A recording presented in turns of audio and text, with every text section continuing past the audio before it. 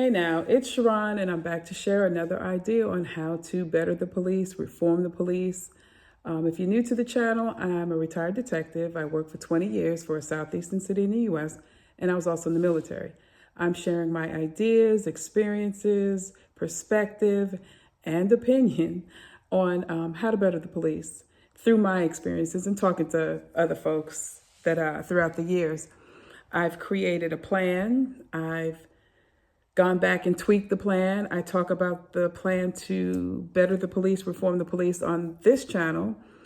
It's sort of a table for me, so I'm just sharing ideas. And the idea I wanted to share, well, it's not even an idea. People ask all the time, where are the good officers? And I would venture to say most departments have good officers. There are good officers, but officers are afraid. And can I say all? No, I can't say all. But a majority of officers are afraid. And one of the things they're afraid of is pushback from the higher ups, pushback from their fellow officers. And what I describe as pushback is, I remember early on in my career, I drank the Kool-Aid. I was filled with, as what they call, pea and vinegar, the other word. And I was running and gunning with the best of them. I had this us versus them mentality. I talk about that in other videos. I'm a part of us because we wear the uniform, but when I take the uniform, I become them for other officers. That's a whole nother video. But yeah, I was running and gunning with the best of them. Everybody going to jail in my mind. Grandma going too, It was always me looking down at people, at the community I policed. I remember doing that. I remember thinking, how can they live like this? How can they do this? And not really taking a step back and reflecting on what I was doing. Not until I blew the whistle the first time. And when I blew the whistle, it was against my own team members. It was about the racism and the racist jokes they were telling about me. And I thought I was close to these people. And they were telling racist jokes about me and my partner that we used to ride with. And so that made me really reflect, folks that I thought were my friends. I've eaten with them, broke bread with them, and they're telling racist jokes and laughing at racist jokes about me. Another story. So then I started to really reflect within myself.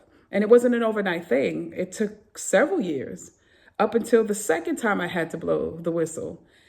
And I realized I was afraid of what my coworkers thought, what my friends would think. I was afraid of the pushback if I did speak up, because I did speak up the first time only because I was asked. I wanted to say something, but I was afraid to say anything because, again, I didn't want the pushback. I didn't want what I saw other officers going through. The few that spoke up and said something about what the higher ups were doing or what the sergeants or the other officers were doing. It may have been cutting corners when they shouldn't have been cutting corners, or downright just abuse, handcuffing somebody really hard and all that stuff. I didn't want to say anything because I didn't want to disrupt the flow, and I didn't want to endure what I saw some other officers going through. Fast forward to the second time I whistleblow, I didn't care at that moment. I didn't care at that time or at that moment because I realized there was something bigger than me that I was worshiping. I'm talking about God. I'm talking about the Almighty, Yeshua, Yahuwah, Elohim. I'm talking about that God. And there was always a fight within me to do right. But do I say anything? That was always a question. And then when I did say something, and the ostracism and the retaliation I went through, you wouldn't wish that on your worst enemy, to tell you the truth. You wouldn't. You walk alone. You're by yourself. It's a weight that you carry almost. It's so heavy that it started to affect my health. And I talk about that in other videos where my hair fell out and things like that. So officers are afraid of that because they see what higher ups can do. Officers are afraid of their money being messed with. I talk about that in other videos. People call it quotas.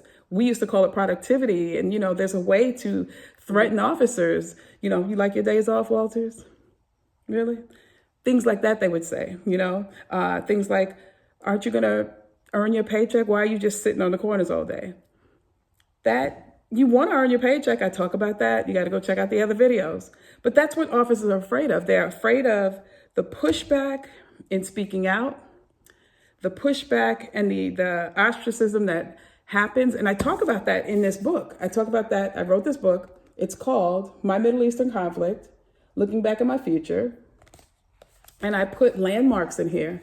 And the landmarks are different stories, different things that I realized at that moment and what I learned. Hopefully, I believe it'll help some folks. People see the Middle Eastern part and they think what's going on over there. I touch on that a little bit, but I talk about the landmarks that I passed by, I came upon in my career as a police officer. And the landmarks introduced me to new information. It introduced me to revelation. It introduced me to myself, really, and some of the things that I was thinking and how wrong I was thinking. And it produced new behaviors, new ideas. So I do believe this book will help. It's on Amazon. It's also on lulu.com under the religion and spirituality tab. Yeah, but I wanted to talk about that just a little bit, touch on what officers are afraid of. And there are good officers. I talk about that in other videos. There are officers that have different gifts working on the police department. But there's something about the accountability piece. I talk about that in my plan that I put together, and how we can make officers feel safe in speaking up. And they don't have to worry about, well, how am I going to feed my family if they take my days off? My days off is where I make the most money. Officers, we have the same problems y'all have. We're not higher than anybody. We're not lower than anybody. We're human. But we are held to a higher standard, and I do understand that. But we still have the same worries, you know? And so when you come into policing, you have these bright ideas, these big ideas, but then you start to immerse yourself into the culture. And the culture is not so healthy. Well, I'm not even going to say not so. It isn't healthy.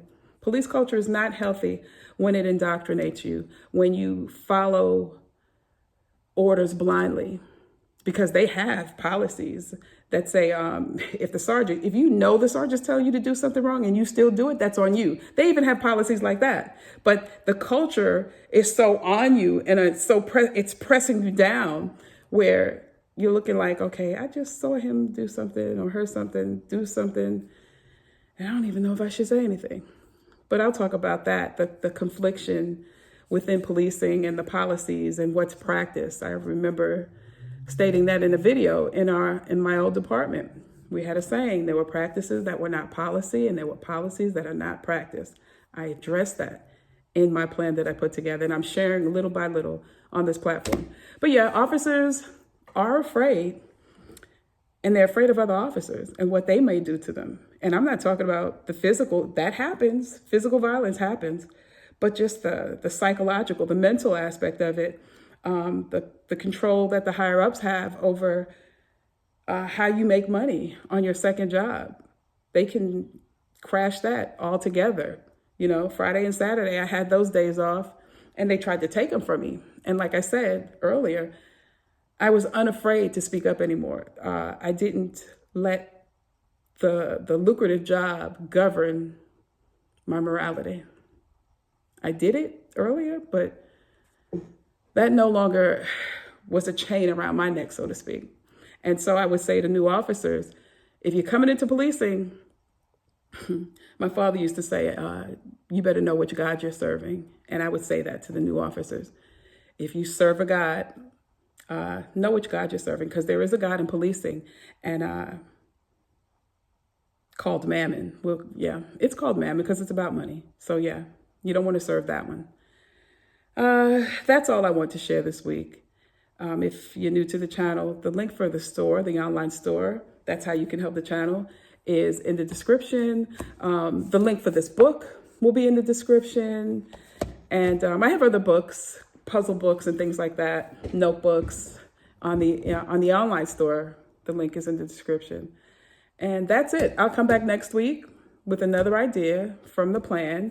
And as is our tradition, you don't necessarily have to go through a thing to learn from it. Talk to you later. Bye.